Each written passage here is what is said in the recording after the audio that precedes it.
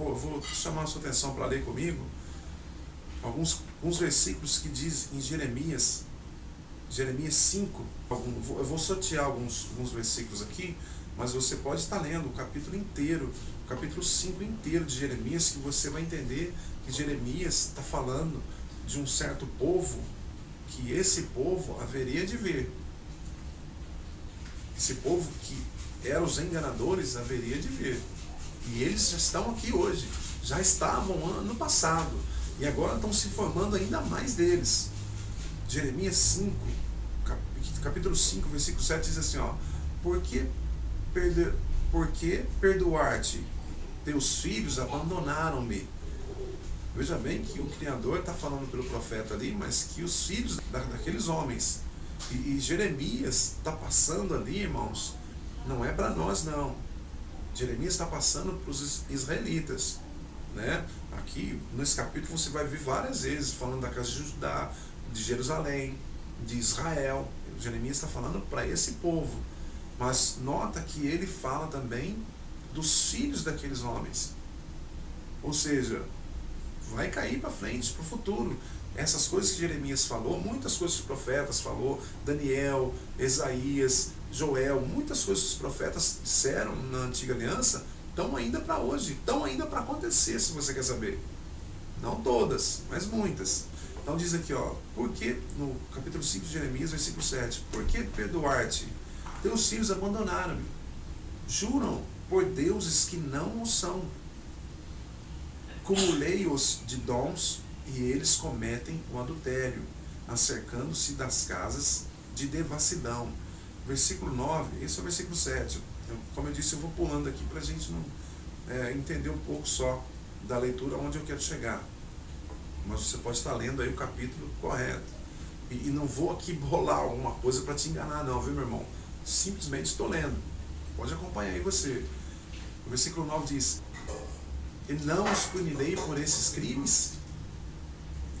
Não se vingaria minha alma de semelhante nação? É a nação de Israel. No versículo 21 diz assim, ó: não temeis a minha face? Não tremeis diante de mim?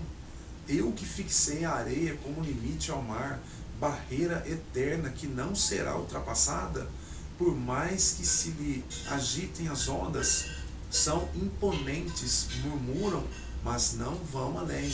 Versículo 26, esse aqui eu quero ler com você, do 26 ao 31. Por favor, leia. Olha se tem alguma semelhança com os dias de hoje. Porquanto perversos se encontram no seio do meu povo, que espreitam de tocaia como caçadores de pássaros, armando laços para apanhar os homens. Versículo 27 do capítulo 5 de Jeremias: à semelhança de uma gaiola cheia de pássaros, assim estão suas casas repletas de suas presas. Por esta forma tornam-se riscos os poderosos. Versículo 28: e se apresentam nutridos e reluzentes, ultrapassam, porém, os limites do mal, não procedem com justiça para com o órfão, mas prosperam e não fazem justiça aos infelizes. Nota, irmão, que ele está dizendo de alguém que fala da palavra, de alguém que não prega justiça. Nota que ele está falando que não procede com justiça com o órfão, mas prosperam. Versículo 29, como não repreender tamanhos excessos e não vingar-me de semelhante nação? Agora ele já não está dizendo mais a nação que é somente de Israel. Veja que essa nação, Brasil, ela está muito mais avançada em hipocrisia, em mentiras, do que a nação de Israel. Nota para você ver, lê o que até ali Zacarias, até Malaquias, são muitos livros, mas pelo menos os dos profetas, nota para você ver quanto de mentira tem mais hoje do que antigamente. Estou dizendo de uma nação, né? da nação do Brasil. Veja quantas mentiras tem aqui, muito mais do que havia naquele tempo. Então, quando o nosso Criador está falando de nação aqui, ele está falando propriamente da nação de Israel. Mas é o Brasil também que vai ficar impune? Porque a nação do Brasil é totalmente mentira. São povos aí, são homens que se levantam como pastor de ovelhas que não são, pastores que não são. Você está me entendendo? E ali mente, enganam, defraudando tudo que é pessoa, né? Pegando dízimo, ofertas que não foram dadas essa ordem a eles, ou seja, e estão prosperando, eles estão prosperando. E aqueles que passam fome, estão passando fome. E eles prosperando. É ou não é assim? No versículo 30 diz, Jeremias 5, versículo 30, coisas horríveis, espantosas, ocorreram nesta terra. O que me chama a atenção é o versículo 31, que é a mesma coisa da antiga aliança, é o que acontece hoje. Mentem os profetas em seus oráculos. Mentem os seus profetas em seus oráculos. A gente pode, né, mudar um pouquinho esse versículo aqui por nossa conta, né? Se eles mudam, por que nós não podemos mudar? Por que nós não podemos mudar? Vamos mudar só para você poder entender, ó. Mentem os pastores em suas igrejas. Porque se eles se acham como sacerdotes, porque nós, na hora do vamos ver, na hora do bom para eles, do bem deles, se eles acham assim, que eles se comparam aos sacerdotes na hora do bem deles, por que não na hora do mal? Né? Todos os profetas aí, os homens que se intitulam profetas também hoje, porque hoje já não existe mais profetas, mas eles só falam bem. Quando você fala para ele alguma passagem, um profeta, você passa para ele alguma passagem de falso profeta, não é ele. É interessante isso, né? Mas aqui no versículo 31 diz, mentem os profetas em seus oráculos, os sacerdotes dominam pela força. Veja bem se não é pela força, meu irmão, que você é dominado, você que vai à igreja. Porque eles dizem, olha só como você é dominado. Não estou tirando esse versículo aqui para passar para hoje, não. Só estou comparando esse versículo com a nação de Israel, a nossa nação, esse versículo que fala de profetas e sacerdotes com os pastores, os homens que se intitulam pastores hoje, que é muito parecido. É muito igual. Então veja bem se os homens que se intitulam pastor não dominam pela força. Por que dominam pela força? Porque eles dizem, se você sair da igreja, você vai estar em pecado e você vai entrar em maldição. Isso é mentira. Quando é que o Messias veio pregar maldição? Quando é que foi isso? Eles dizem que se você não dá o dízimo, você está roubando ao nosso Criador. Onde é que está escrito que se você, irmão, aqui do Brasil, não dá o dízimo, ou de qualquer outro país aí, né, que não dá o dízimo, você rouba o Criador. Onde é que está escrito isso? Se você lê Malaquias 3:8, por favor, lê Malaquias, do versículo 1 pelo menos até o 12, né? Lê esse capítulo, lê o capítulo inteiro de Malaquias 3, que você vai entender que ele não pede o dízimo para você, mas sim para os sacerdotes. Ele não cobra você, ele está cobrando os sacerdotes. Aí você me explica. E você me diz, se os pastores não dominam pela força. Ele diz que se você ficar sem dar oferta, o Criador não pode te abençoar. Os pastores dizem que se você não for ao monte, você não pode cuidar dos outros, você não pode pedir para os outros, porque você tem que ir ao monte pedir pelo terceiro, você tem que ir ao monte fazer campanha. E se você não entrar na campanha deles, você não é abençoado. Vocês não são abençoados. Olha se eles não dominam vocês pela força. Kenson, olha se eles não dominam vocês pela força. Ou seja, vocês caem na lábia deles, desses homens que se intitulam pastores, bispo, apóstolo, que é uma porcaria só. Esse título aqui para o homem é uma porcaria só, meu irmão. É uma porcaria só. Nota se eles não te tomam você pela força. Com isso tudo que eu te falei. E ainda mais coisas ainda, né?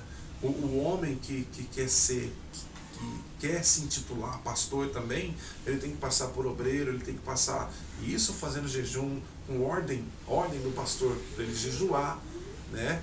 Ordem do pastor para ele tomar Santa Ceia, é ordem do pastor que ele tem que dar o dízimo, é ordem do pastor que ele tem que se batizar, é ordem do pastor que ele tem que falar em línguas, um absurdo. Irmãos, eu tive 12 anos lá, eu andei lado a lado com pastores, eu sei exatamente como é o negócio. E você que é da igreja, você sabe mais que eu, porque às vezes você está 20, 30 anos lá dentro. Um homem, a pessoa que quer se intitular pastor, ele tem que ser obreiro. E ele tem que fazer as vontades do pastor, senão ele nunca é levantado a pastor. O obreiro que quer ser pastor, né, aqui na terra, e diz para o pastor, olha, acho que Santa Ceia não é comigo não. Acho que eu vi na Bíblia ali, eu acho que está errado isso. Nunca vai ser levantado a pastor. Qual o pastor que vai levantar ele pregando contra o pastor? Como o pastor que vai ter coragem de levantar esse homem que está batendo de frente com ele?